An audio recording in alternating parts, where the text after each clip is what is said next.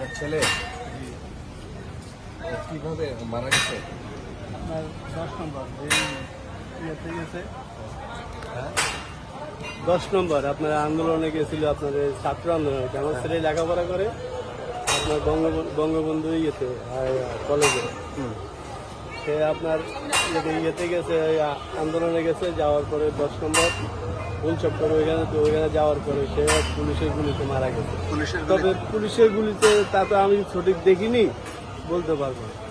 গুলিতে মারা গেছে, পিঠের এখানে গুলিটা লাগছে, আপনার কলিজার মধ্যে লাগছে, আর সে ওখানেই মারা গেছে। তারপর তার বন্ধুরা আপনার ওই সরোয়ার্দি আপনার হাসপাতালে নিচে নেওয়ার পরে ওইখান থেকে আপনার মারা গেছে। ওইখান থেকে তারপর রাত্রে 10টার দিকে নিয়ে এসে তারপরে এখানে আমরা ওই কালসি কবরস্থান, ওইখানে আপনার তার জানার দাফ